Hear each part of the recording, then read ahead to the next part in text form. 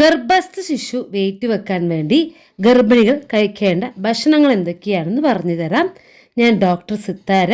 Video അവസാനം വരെ കാണുക. തീർച്ചയായിട്ടും നിങ്ങൾക്ക് ഉപകാരപ്രദമായിരിക്കും. ഒന്നാമത്തത് പാലുൽപ്പന്നങ്ങൾ. രണ്ടാമത്തത് പയറുവർഗ്ഗങ്ങൾ.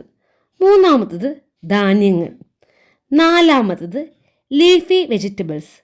അഞ്ചാമത്തത് ദിവസവും 2 ഈത്തപ്പഴം വീതം കഴിക്കുക.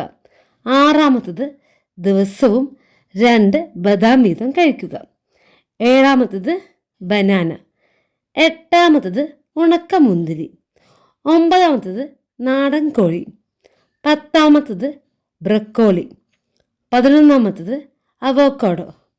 12 മുട്ട. 13 ഫിഷ്.